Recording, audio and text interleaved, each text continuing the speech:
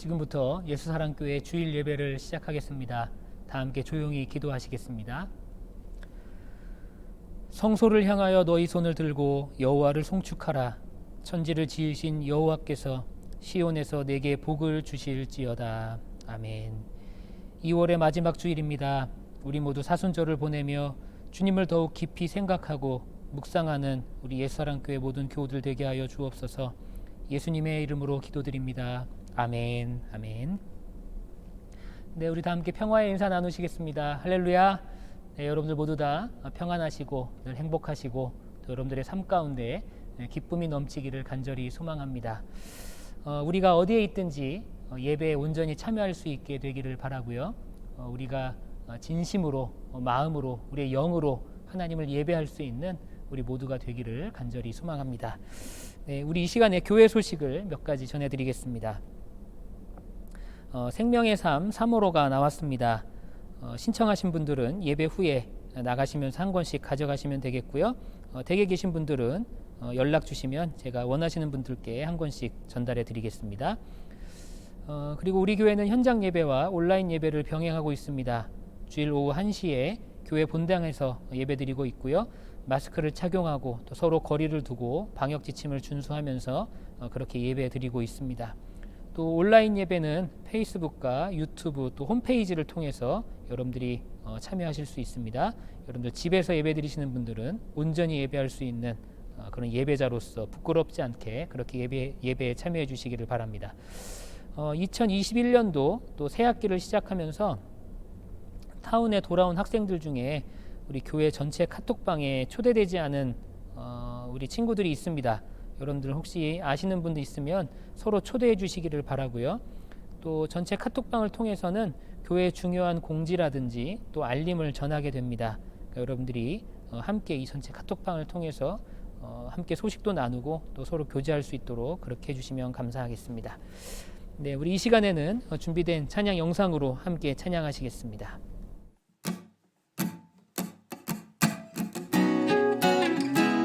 우리 하나님은 선하시고 지혜로우십니다. 그러나 하나님께서 우리를 온전히 사랑하시니 그 기쁨을 이 가사에 온전히 담아 주님 앞에 고백하기 원합니다. 다 같이 찬양하며 나아가시겠습니다.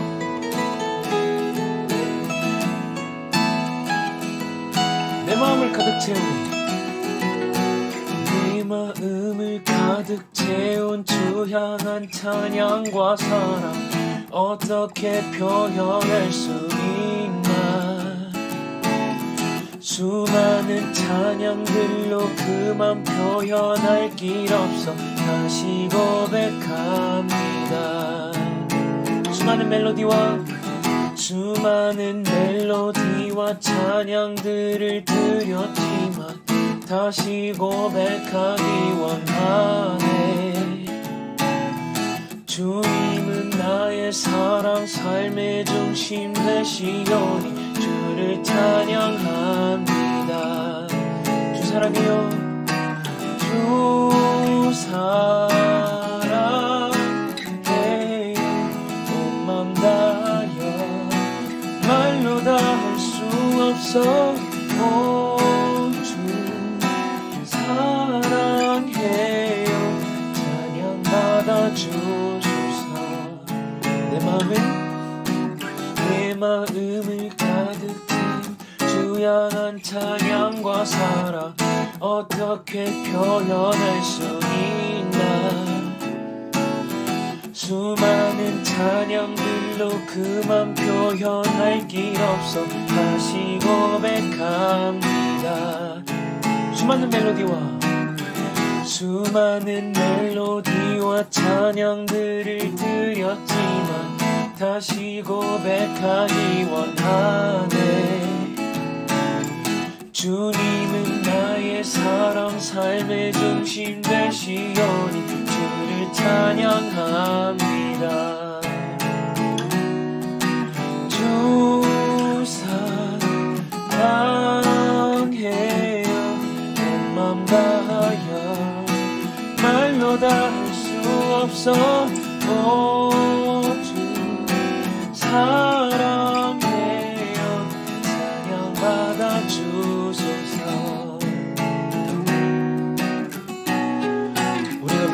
살아가는 하루지만 하나님은 정말 우리에게 그 날들이 새날처럼 주십니다.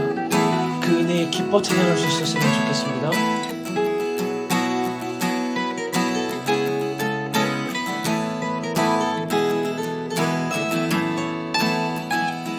주님 사랑 낮은 목소리로 찬양하시겠습니다.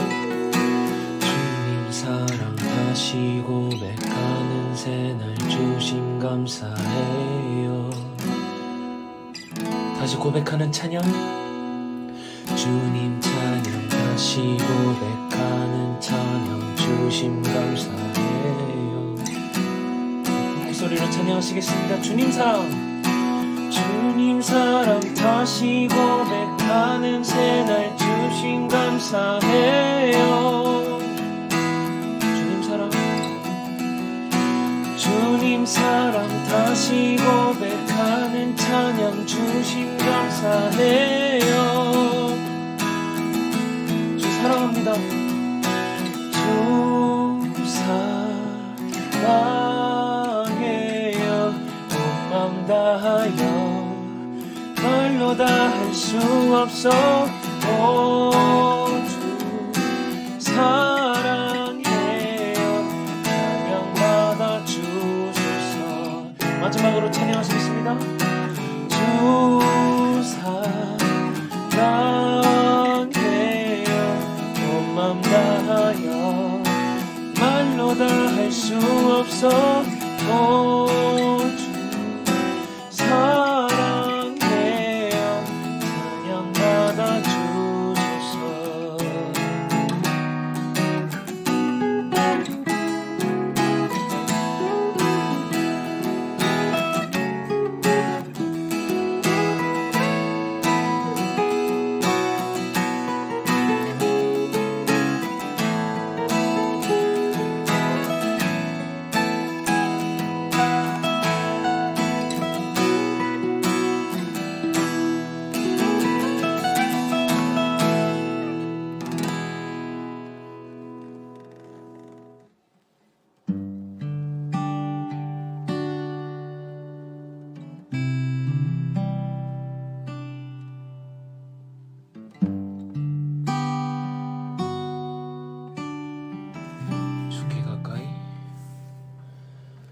주께 가까이 날 이끄소서. 간절히 주님만을 원합니다. 채워주소서. 채워주소서. 주의 사랑은 진정한 찬양 수 있도록 주께 가까이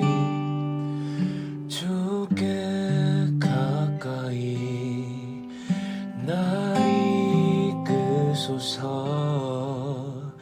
간절히 주님만을 원합니다.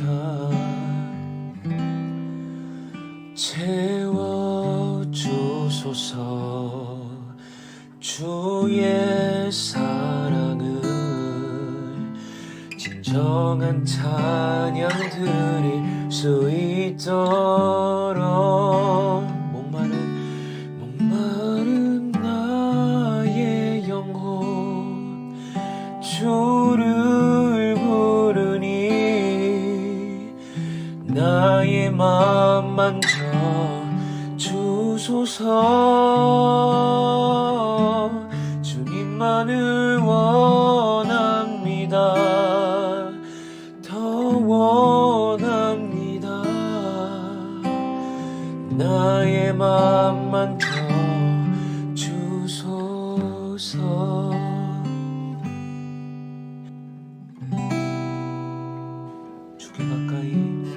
주께 가까이 날 이끄소서. 간절히 주님만을 원합니다.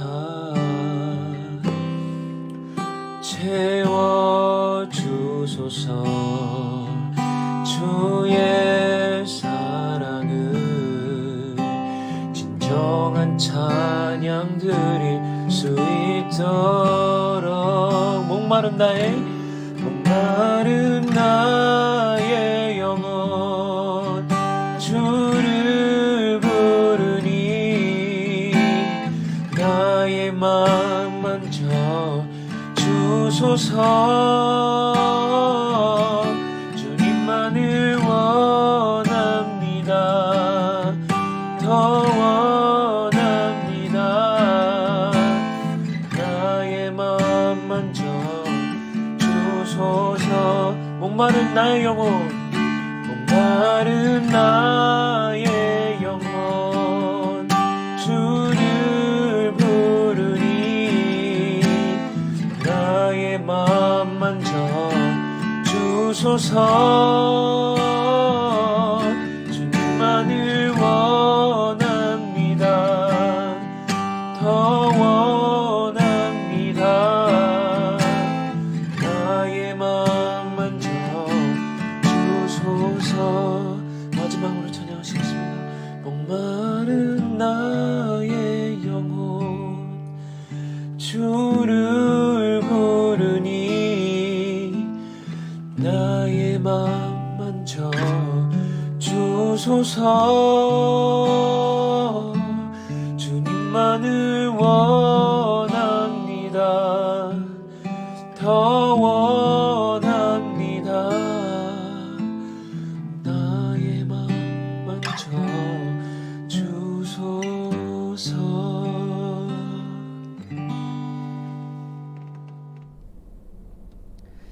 이 시간 함께 공동기도문을 낭독하며 기도하는 시간입니다. 화면에 보이는 기도문을 함께 읽으며 기도하겠습니다. 담대함을 위한 기도. 오 하나님, 지금 여기에서 필요한 용기를 주옵소서. 지금 겪고 있는 모든 불편을 감수할 수 있게 하시고 어떤 고통도 아무 불평 없이 견디게 하시고 어떻게 될지 모르는 불확실한 것에도 나의 마음을 도적질 당하지 않게 하옵소서. 소망을 잃지 않게 하시고 길이 참게 하옵소서. 내가 이해할 수 없을 때에도 하나님을 향한 신뢰를 잃어버리지 않게 하시고 어떤 시험과 아픔에도 낙심하지 아니하고 포기하지 아니하면 때가 이름에 마침내 거두리란 것을 소망하면서 예수님의 말씀을 기억하게 하옵소서. 끝까지 견디는 자는 구원을 얻을 줄 믿습니다. 예수님의 이름으로 기도드립니다. 아멘. 이 시간 다 함께 하나님 말씀 봉독하겠습니다. 오늘 우리에게 주시는 하나님 말씀은 신약성경 마가복음 3장 13절에서 19절까지의 말씀입니다. 신약성경 마가복음 3장 13절에서 19절까지의 말씀 다 함께 천천히 봉독하겠습니다. 예수께서 산에 올라가셔서 원하시는 사람들을 부르시니 그들이 예수께로 나아왔다. 예수께서 12를 세우시고 그들을 또한 사도라고 이름하셨다. 이것은 예수께서 그들을 자기와 함께 있게 하시고 또 그들을 내보내어서 말씀을 전파하게 하시며 귀신을 쫓아내는 권능을 가지게 하시려는 것이었다. 예수께서 12를 임명하셨는데 그들은 베드로라는 이름을 덧붙여 주신 시몬과 천둥의 아들을 뜻하는 보아너게라는 이름을 덧붙여 주신 세베대의 아들들인 야고보와 그의 동생 요한과 안드레와 빌립과 바돌로메와 마테와 도마와 알페오의 아들 야고보와 다데오와 열혈당원 시몬과 예수를 넘겨준 가룟 유다이다. 아멘. 하나님의 말씀입니다. 말씀을 주신 하나님께 감사드립니다. 여러분들은 이렇게 화답하시면 되겠습니다. 우리가 주일 예배를 통해서 마가복음을 계속해서 함께 말씀을 나누고 있습니다. 오늘 그 8번째 시간이고요. 마가복음 3장 13절에서 19절 오늘의 본문의 말씀을 통해서 예수께서 12를 세우시고 라는 제목으로 함께 말씀을 나누고 또 은혜를 나누고자 합니다. 영국 런던의 템즈 강변에서 한 허름한 차림의 노인이 낡은 바이올린을 들고 연주를 하고 있었습니다. 그 노인 앞에는 모자가 하나 놓여 있었는데 아무도 그 모자에다가 돈이나 동전이나 지폐를 넣지 않았습니다. 노인의 연주에 사람들은 별 관심을 보이고 있지 않았습니다. 그도 그럴 것이 여기저기 금이 간 낡은 바이올린의 소리가 좋을 리가 없었고, 또 노인의 떨리는 손은 자꾸 연주를 틀리게 했습니다. 그때 웬 낯선 외국인이 노인에게 정중하게 말을 건넵니다. 선생님, 연주를 잘 들었습니다. 저도 바이올린을 조금 다룰 줄 아는데 제가 몇 곡만 좀 연주를 해봐도 되겠습니까? 이렇게 정중하게 말을 걸었다는 거예요.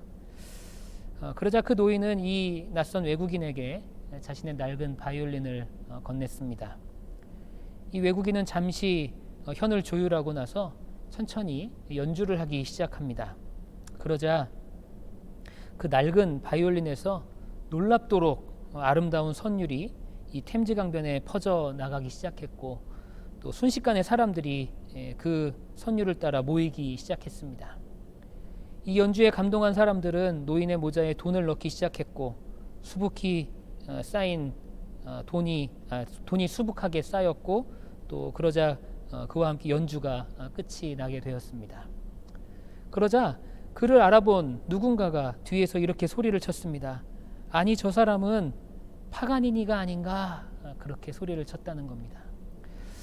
여러분, 파가니니라는 아마 바이올리니스트를 아마 들어보신 적이 있을 겁니다. 그는 악마에게 영혼을 판 연주자라는 별명이 붙을 정도로 당대 최고의 바이올린 연주자였습니다. 이 일화를 통해서 훌륭한 음악은 악기가 아니라 연주자가 만들어내는 것임을 우리는 알 수 있게 되는 것이죠.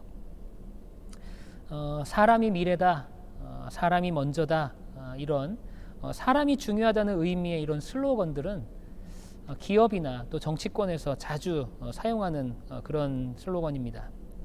예수님께서도 아마 이런 철학을 갖고 계시지 않았을까, 그렇게 생각이 됩니다. 예수님께서는 세상을 변화시키기 위해서 사람을 세우는 그런 전략을 사용하신 것입니다. 사람을 통해서 세상을 변화시키시기로 그렇게 작정하신 것이죠.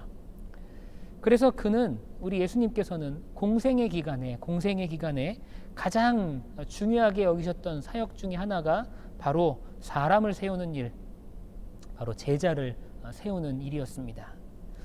오늘 본문에는 12명의 제자들을 부르시고 세우시는 그런 장면이 등장을 합니다. 여러분, 이런 생각을 한번 해보신 적이 있으십니까? 예수님이 제자를 세우시는데 왜 12명이었을까? 왜 12명이었을까? 이 성경에는요, 숫자가 꽤 많이 등장을 하고 자주 등장을 하죠. 그런데 이 숫자들은 상징하는 바가 있음을 우리는 알아야 합니다. 예를 들면 성경에서는 이 3이라는 숫자가 나오는데, 이 3이라는 숫자는 완전함을 의미합니다. 그래서 예수님은 3일 만에 부활하심으로 온 인류에게 완전한 구원을 허락해 주셨고, 또 하나님을 우리가 얘기할 때는 성부와 성자 성령 삼위일체 하나님이다, 그렇게 이야기하면서 하나님의 완전하심을 우리는 고백하게 되는 것이죠. 또 자주 나오는 숫자가 7이라는 숫자입니다. 성경에 자주 등장하는 숫자가 7이라는 숫자인데, 이 7도 완전수를 의미하는 그런 숫자입니다. 그래서 하나님이 세상을 7일 동안 창조하셨죠. 6일 동안 창조하시고 난 이후에 7일째 되는 날 안식하심으로 이 7일 동안에 모든 창조를 완성하셨습니다. 그리고 요한계시록에 등장하는 교회는 7교회고요. 또 그러므로 인해서 이 7이라는 숫자는 유대 사회에서 또 성경을 통해서 완전하게 여겨지는 그런 숫자입니다. 그렇다면 12라는 숫자는 어떤 숫자일까요? 12라는 숫자, 12제자를 택하셨는데 12라는 숫자는 그럼 성경에서 과연 어떤 것을 의미하는 숫자일까요? 12라는 숫자는 이스라엘을 상징하는 숫자이고, 또 하나님의 백성, 또 하나님의 능력을 상징하는 숫자입니다. 구약의 이스라엘은 총 12개의 지파로 그렇게 이루어진 나라임을 우리는 알 수 있죠. 그리고 신약의 마지막 성경인 요한계시록에 보면 완성된 천국의 문이 총 12개라고 그렇게 기록이 됩니다. 각각의 문에는 12개의 보석, 기초석이 있고, 또 각 보석마다 12지파의 이름과 12사도의 이름이 기록되어 있다고 요한계시록은 그렇게 기록이 되죠. 이 12명의 제자들은 하나님의 백성을 대표하는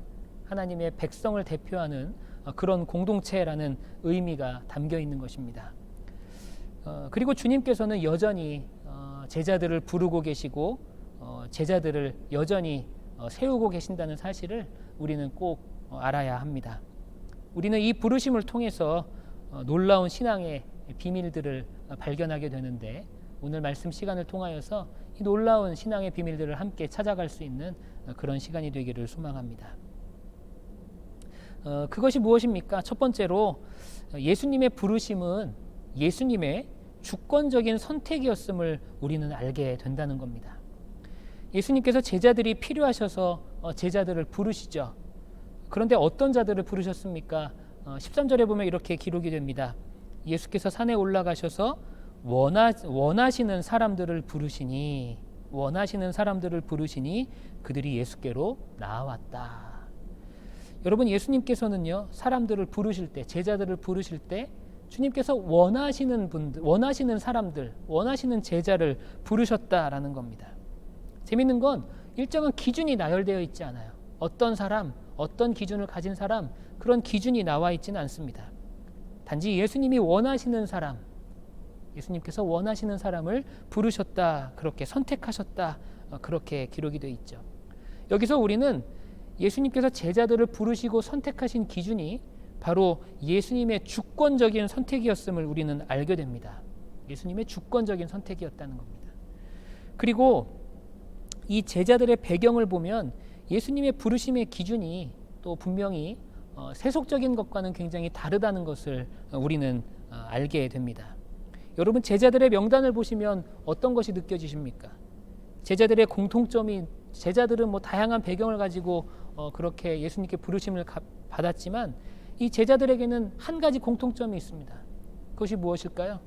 그들은 바로 평범한 사람들이었다는 겁니다. 특출나지 않은 사람들이었다는 거죠. 그들은 어부들이었고 또 때로는 손가락질 받던 그런 세리 출신의 제자들도 있었다는 겁니다. 특출날 것 없이 평범한 사람들을 예수님께서는 제자들로 부르셨다라는 겁니다. 여러분, 여기에는 어떤 메시지가 있습니까? 평범한 사람들도 주님께 붙들림 받으면, 주님께서 부르시면 비범한 일을 할 수 있게 된다라는 어떤 그런 메시지가 담겨 있지는 않을까요? 이 또한 주님의 주권적인 선택 앞에 우리의 추측에 불과할 수 있겠지만 저는 그렇게 믿고 싶습니다. 평범한 자들도, 아니 평범하지도 못한 그렇게 부족한 자들도 주님의 붙들림에 있다면, 주님께서 부르셔서 우리를 붙잡아 주신다면 우리도 주님의 일을 행할 수 있고 주님께서 원하시는 비범한 일을 행할 수 있다라는 그런 메시지, 이 제자들을 통해서 우리는 그런 메시지를 발견할 수 있게 되는 줄 믿습니다. 또한 우리는 예수님의 이런 주권적인 부르심에 우리는 늘 감사해야 합니다. 왜 그렇습니까? 그 주권적인 부르심 때문에, 그 주권적인 예수님의 부르심 때문에 나 같은 사람도 주님께서 자녀 삼아 주셨고 나 같은 사람도 구원에 이르게 하셨기 때문입니다. 여러분, 만약에 주님께서 제시하신 기준이 있어서 그 기준에 맞는 사람들만 부르셨다면 아마 우리들 중에 대부분의 사람들은 그 부르심을 받지 못하는 그런 사람들이 아닐까, 그렇게 생각이 됩니다. 그렇지만 예수님께서는 특별한 기준이 아니라 예수님의 그 주권적인 부르심으로 우리같이 부족한 사람도 자녀 삼아 주시고 구원에 이르게 하셨다라는 겁니다. 우리가 이 일에 늘 감사하며 살 수 있는 우리 예수사랑교회 우리 교우님들 되시기를 소망합니다. 그리고 오늘 본문에는 특별히 제자들을 나열하는데 별명이 함께 나오는 제자들이 있습니다. 이를 통해서 우리는 예수님의 주권적인 부르심에 더욱더 감사하게 됩니다. 오늘 별명이 나오는 사람들 중에 한 사람이 베드로라는 이름을 덧붙여 주신 시몬이라는 사람입니다. 우리는 이 사람을 우리가 흔히 베드로라고 알고 있는데 사실 이 베드로의 원래 이름은 시몬이고요. 예수님께서 덧붙여 주신 이름이 베드로, 게바 이런 이름입니다. 그리고 보아너게라는 별명을 가지고 있었던 야고보와 요한이라는 사람이 등장을 하죠. 제가 지난주에도 말씀을 드렸는데 이 시몬이라는 사람에게 예수님께서 베드로라는 새 이름을 허락하셨습니다. 게바라는 새 이름이었는데 그 이름의 뜻이 바로 반석이라는 뜻이었죠. 근데 중요한 것은 이 베드로는 전혀 반석 같은 그런 사람이 아니었다고 제가 말씀을 드렸습니다. 하지만 예수님의 이 주권적인 이 부르심 이후에 그는 반석과 같이 교회의 기둥과 같은 역할을 하는 그런 사람으로 변화되었다라는 사실을 우리는 기억해야 합니다. 보아너게라는 말은 오늘 본문에도 나와 있는 것처럼 천둥의 아들이라는 뜻입니다. 보아너게, 천둥의 아들. 이 천둥의 아들이라고 했을 때는 긍정적인 의미와 부정적인 의미가 공존하는 그런 별명입니다. 1세기 유대인들의 문서에 의하면 이 천둥은 천사 혹은 하늘의 메신저라고 그렇게 여기고 있었습니다. 그러니까 긍정적인 면으로 본다면 천둥의 아들이라고 한다면 이 하늘이 보낸 강력한 메신저라는 그런 뜻일 수도 있습니다. 그러나 부정적으로 본다면 사물을 파괴하는 그런 파괴의 이미지가 있고 또 아주 급하게 뭔가를 이루고자 하는 그런 성급함을 의미하기도 하는 것이죠. 근데 여러분, 성경을 보면 야고보와 요한은 실제로 굉장히 급하고 또 과격한 성격을 가지고 있었던 사람들이었음을 우리는 알 수 있습니다. 그들이 얼마나 그렇게 급하고 과격했는지를 보여주는 그런 성경의 일화가 있어요. 이 누가복음 9장에 보면 예수님께서 제자들과 함께 이제 사마리아라는 마을에 들어가십니다. 그런데 그 마을 사람들이 예수님과 제자들을 받아들여 주지 않아요. 환영하지 않습니다. 심지어는 그 마을에 들어오지 말라고 예수님과 제자들을 쫓아내는 그런 일이 벌어집니다. 이때 누가 가장 화를 많이 냈겠습니까? 네, 맞아요. 바로 야고보와 요한입니다. 야고보와 요한이 화를 내면서 예수님께 이렇게 말을 합니다. 누가복음 9장 54절입니다. 그래서 제자인 야고보와 요한이 이것을 보고 말하였다. 주님, 하늘에서 불이 내려와 그들을 태워버리라고 우리가 명령하면 어떻겠습니까? 여러분, 하늘에서 불을 내려서 모두 태워 죽이자고 말하고 있는 거예요. 여러분, 이게 예수님의 제자들의 입에서 나올 말입니까? 여러분, 이들은요 이렇게 급하고 과격한 그런 성격이 있었고요. 그리고 그 성격 때문에 예수님께서 이들을 보아너게, 그런 천둥의 아들이라는 별명을 붙여주셨다는 겁니다. 그런데 여러분, 이들이 예수님의 사도로 부르심을 받고 난 이후에, 그리고 성령의 충만함을 받고 난 이후에 실제로 이 하늘의 메신저와 같은, 그렇게 하나님의 복음을 전하는 그런 천둥의 아들과 같이 그렇게 위대한 사도로 변모되었다는 사실 또한 우리는 기억해야 합니다. 베드로나 야고보나 요한 모두 그들은 성격상의 약점이 있었고 부족함이 많이 있었던 사람들이었습니다. 그렇지만 예수님의 주권적인 부르심에 그렇게 부르심을 받은 사람들이고, 그리고 그 이후에는 완전히 변화된 삶을 통하여서 초대교회의 초석을 놓는 그런 위대한 사도의 삶을 살았음을 우리는 알 수가 있습니다. 여러분, 12명의 제자를 선택하신 사건이 우리에게 주는 중요한 메시지가 바로 여기에 있다는 거예요. 우리가 가진 약점과 허물에도 불구하고 예수님께서는 우리를 주권적으로 선택하시고 우리를 세워주셨습니다. 심지어 우리처럼 부족한 사람들도 하나님께서는 필요한 사람으로 그렇게 바꿔가셨다라는 거예요. 우리에게 주어진 하루하루의 삶을 우리가 헛되이 보내지 않게 되기를 소망합니다. 주님께서 우리를 필요하셔서 우리를 부르셨어요. 그리고 우리를 제자 삼아주셨습니다. 우리를 자녀 삼아주셨습니다. 하나님께서는 우리의 부족함을 아시지만 그럼에도 불구하고 우리를 그분의 주권하에 우리를 선택하셨다라는 겁니다. 우리에게 허락하신 이렇게 새로운 인생, 이렇게 귀한 인생을 우리가 허비하지 않고 멋지게 살아낼 수 있는, 주님 보시기에 아름다운 인생을 살아낼 수 있는 우리 모두가 되기를 간절히 소망합니다. 예수님께서 제자들을 세우신 또 다른 이유를 우리가 성경을 통해서 발견할 수 있는데요. 그것은 바로 예수님께서 제자들과 함께 있고 싶어서, 함께 하시기 위해서 선택하셨다라는 겁니다. 14절 말씀입니다. 14절 말씀. 예수께서 12를 세우시고 그들을 또한 사도라고 이름하셨다. 이것은 예수께서 그들을 자기와 함께 있게 하시고 또 그들을 내보내어서 말씀을 전파하게 하시며. 여러분, 여기서 이 본문에서 자기와 함께 있게 하시고라는 이 부분을 여러분들이 주목해서 보게 되시기를 바랍니다. 오늘의 본문은 단순히 제자들을 나열하고 소개하는 그런 장면이 아니에요. 우리는 예수님의 마음을 알 수 있는 아주 감동적인 장면을 지금 접하고 있는 것입니다. 주님께서는 우리와 함께 하기를 원하신다라는 거예요. 함께 하기를 원하신다. 우리와 친교하고 또 우리와 대화하시고 또 우리와 인격적인 교제와 사귐을 갖고 싶어 하신다는 거예요. 여러분, 그런 감동적인 이 하나님 예수님의 마음이 오늘 본문 안에 녹아 있다라는 겁니다.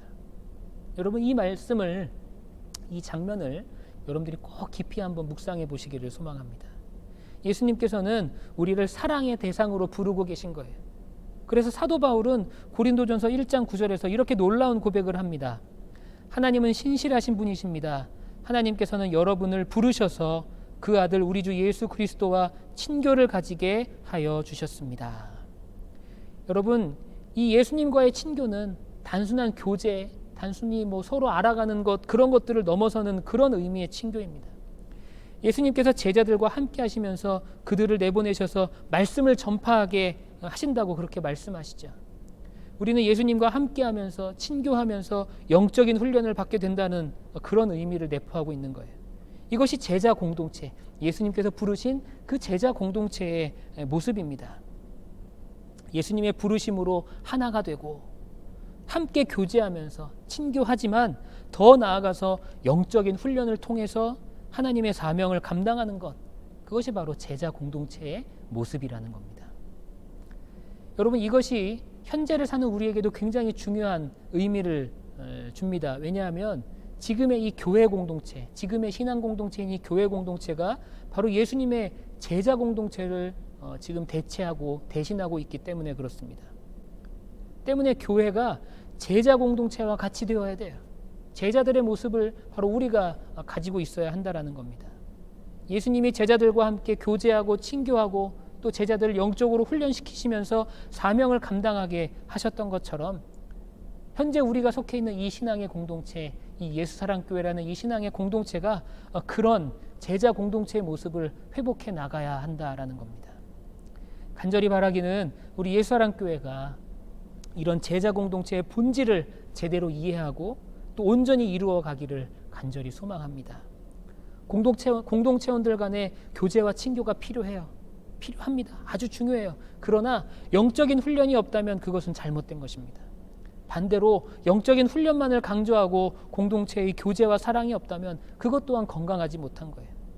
신앙생활은 이렇게 균형을 잘 맞추고 유지해 나가는 것이 중요한 것임을 우리는 기억해야 합니다. 우리는 신앙생활의 두 축을 흔히 이렇게 말씀과 기도 그렇게 이야기를 합니다. 신앙생활의 두 축은 말씀과 기도다 그렇게 이야기를 하죠.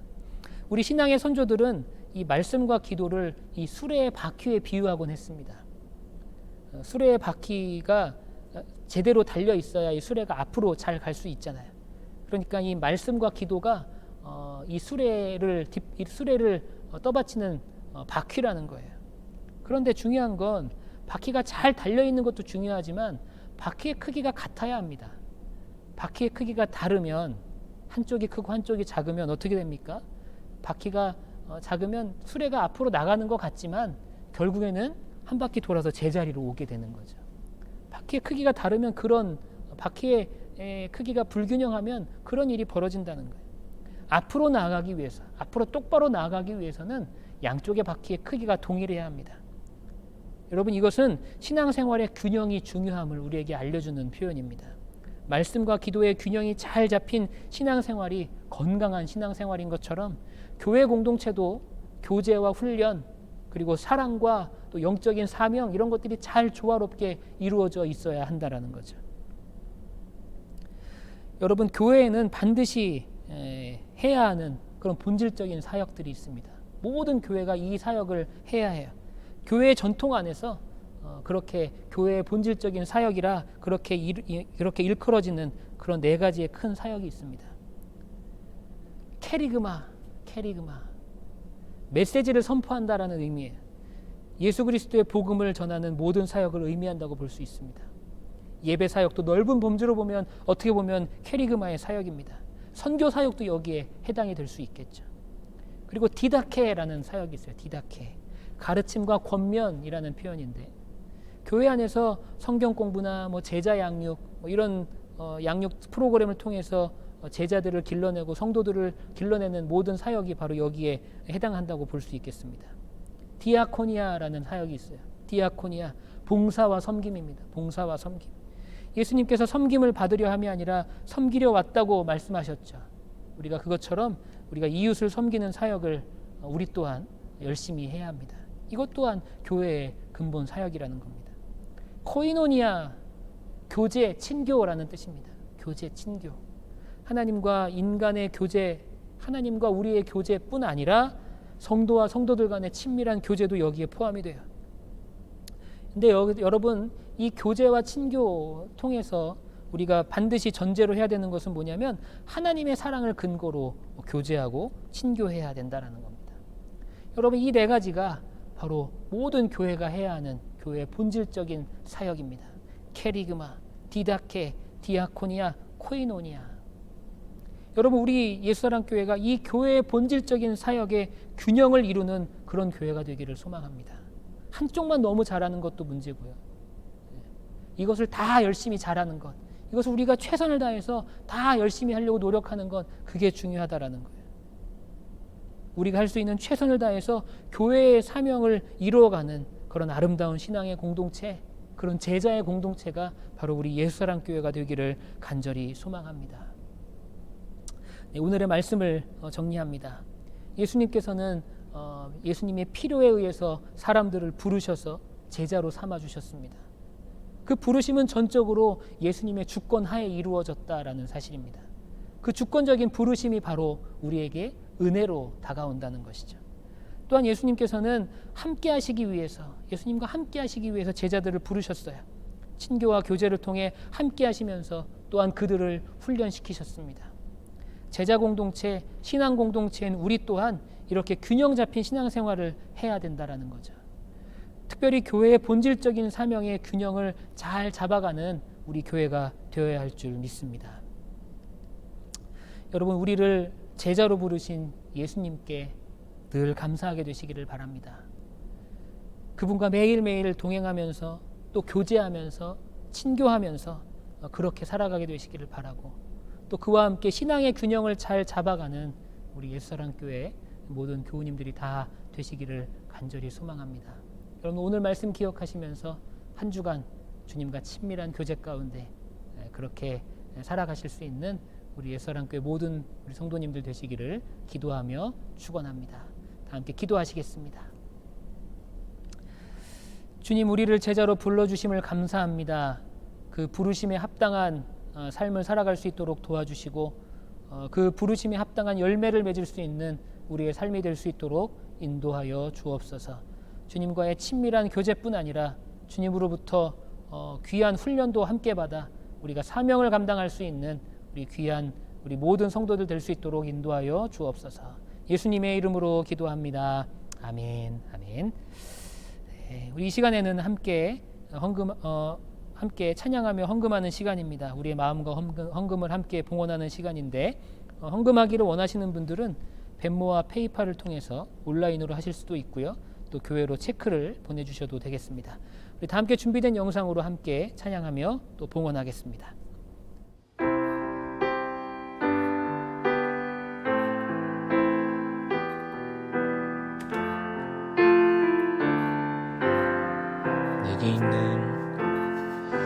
내게 있는 향유 가죽에 가져와 그 발 위에 입 맞추고 드립니다. 나를 위해 험한 산길 오르신 그 발 걸음마다 그 신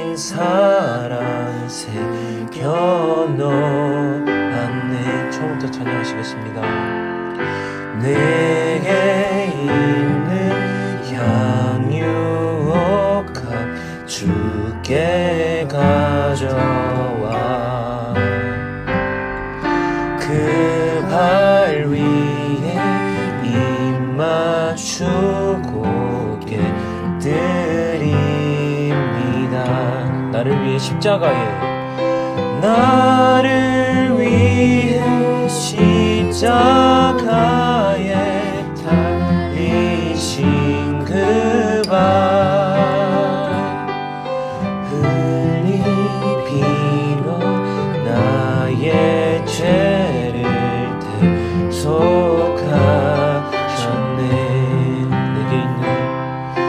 내게 있는 향유옥합 주께 가져와 그 발 위에 입 맞추고 드립니다. 주님 다시 땅 위에 임하실 그때 주의 크신 사랑으로 날 받아주소서.